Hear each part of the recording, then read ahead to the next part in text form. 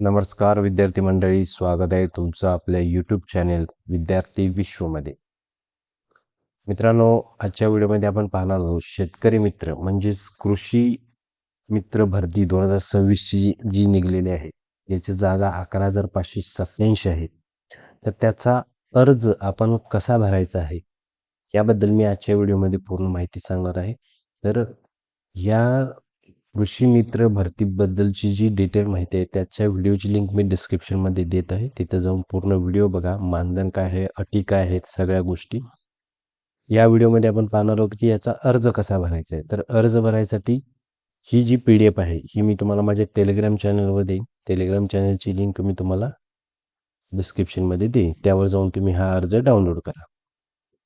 तर तुम्हाला काय करायचं आहे, हा जो अर्ज आहे हा 2 पानाचा अर्ज आहे. तो तुम्हाला त्याची झेरॉक्स काढायची म्हणजे प्रिंटआउट काढायची आहे आणि तो तुम्हाला स्वतःच्या हाताने लिहून भरायचा आहे. तर यामध्ये काय काय भरायचं हे मी तुम्हाला या व्हिडिओमध्ये सांगतो. शेतकरी मित्र पदासाठी एकत्रित अर्ज, यामध्ये दिनांक ज्या दिवशी तुम्ही जमा करणार आहात त्या दिवशीचा दिनांक टाकायचा आहे यामध्ये. त्यानंतर ग्रामपंचायत, तुमच्या गावची जी ग्रामपंचायत आहे त्या ग्रामपंचायत म्हणजे जिथं तुम्ही अप्लाय करताय तिथं ग्रामपंचायतीचं नाव टाकायचं. त्यानंतर तालुका टाकायचा आहे, जिल्हा टाकायचा आहे. त्यानंतर महत्त्वाची गोष्ट, त्यानंतर इथं विषय दिलेला आहे आत्मा योजनेअंतर्गत सन 2026-27 करता शेतकरी मित्र म्हणून निवड होण्याबाबतचा अर्ज. झालं, इथे दिलेलं आहे तुम्हाला जे काय. आता यामध्ये वैयक्तिक माहिती घ्यायची. वैयक्तिक माहितीमध्ये काय लिहायचं आहे तुम्हाला, तुमचं पूर्ण नाव लिहायचं आहे. आता हे नाव कशा प्रकारे लिहायचं आहे तुम्हाला सांगतो. तुमचं जे आधार कार्डवर जसं नाव आहे तसं तुम्ही इथे तुमचा पत्ता टाकायचं, नाव टाकायचं आहे आधार कार्डवर जसं आहे तसं. आणि त्यानंतर संपूर्ण पत्ता, आधार कार्डवर कधी कधी पूर्ण पत्ता नसतो तर तुम्ही तुमचा पूर्ण पत्ता टाकू शकता, पण आधार कार्डशी गाव वगैरे मिळतं जुळतं, पिनकोड मिळतं जुळतं असावं. त्यानंतर कार्यक्षेत्रातील गाव म्हणजे तुमच्या कोणत्या नजीक, कार्यक्षेत्रातील गाव म्हणजे आजूबाजूचे 3-4 गावं, 4-5 गावं, हे म्हणजे कार्यक्षेत्रातील गाव झालं. तर ते टाकायचं. याच्या ठिकाणी तुम्ही तुमचंच गाव टाका. त्यानंतर तालुका टाकायचा आहे तुम्हाला आणि जिल्हा टाकायचा.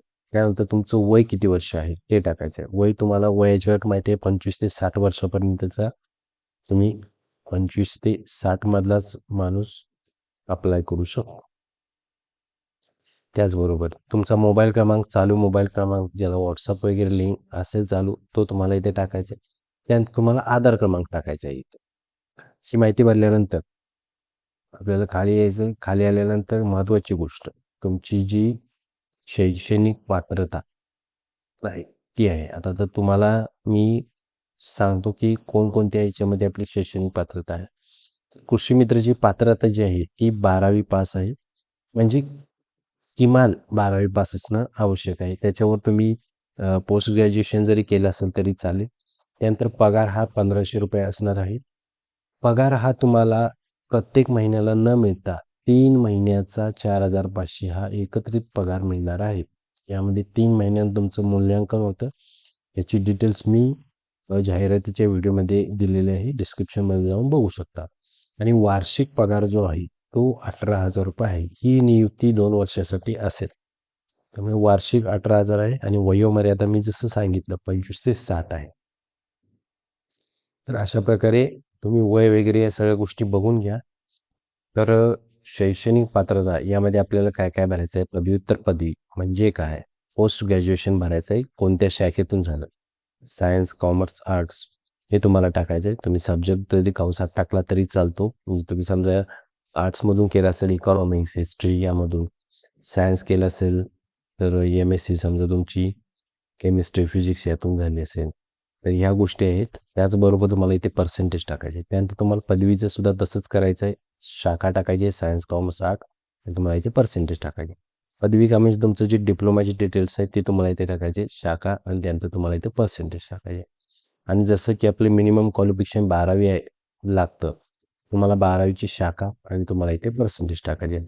तर तुम्हाला जाहिरातीत सांगितलेलंच आहे की फायनल निवड ही समजा दोघंही दोन उमेदवार जर पोस्ट ग्रॅज्युएशनचे असतील, पदवीचे असतील, तर त्यामध्ये ज्याला जास्त गुण असतील त्याला प्राधान्य दिलं जाईल. त्यानंतर महत्त्वाचा विषय असा आहे कौशल्य वर इतर माहिती. म्हणजे इथं तुम्हाला इथं डिक्लेरेशन द्यायचं आहे की मला व्हॉट्सअप, फेसबुक, यूट्यूब तसेच कृषी विभागाचे मोबाईल ॲप्स MIS पोर्टल हाताळण्याची किमान ज्ञान व कौशल्य आहे.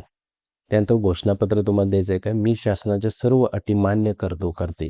माझ्यावर कोणताही फौजदारी गुन्हा नाही. हे पद मानधन तत्वावरील असून कायमस्वरूपी नियुक्तीचा कोणताही दावा करणार नाही. तुम्हाला इथेच क्लिअर केलेल्या आहेत गोष्टी त्यांनी. त्यानंतर खाली आपल्याला इथे आपला विश्वासू आपलं नाव लिहायचं आहे आणि आपली इथे स्वाक्षरी करायचं. आपलं नाव इथे लिहून आपल्याला इथे स्वाक्षरी करायची आहे. आणि आता तुमचा प्रश्न असेल की हे सगळं भरून झाल्यानंतर हे जमा कोणाकडे करायचं?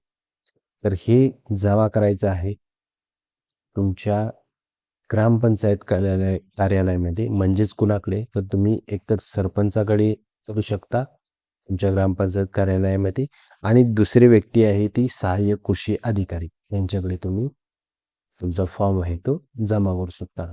माझं तुम्हाला म्हणणं राहील की तुम्ही गावच्या सरपंचाशी बोलून सुद्धा तुम्ही सहाय्यक कृषी अधिकाऱ्यांच्याकडे तुमचा फॉर्म जमा करू शकता.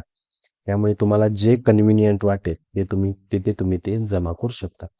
तर व्हिडिओ आवडल्यास व्हिडिओला नक्की लाईक करा, चॅनलला सबस्क्राईब करायला विसरू नका. भविष्यात येणाऱ्या बऱ्याच भरतीचे अपडेट तुम्हाला इथे मिळतील आणि अचूक माहिती मिळेल. तुम्हाला सर्व माहिती अभ्यासूनच दिली जाईल.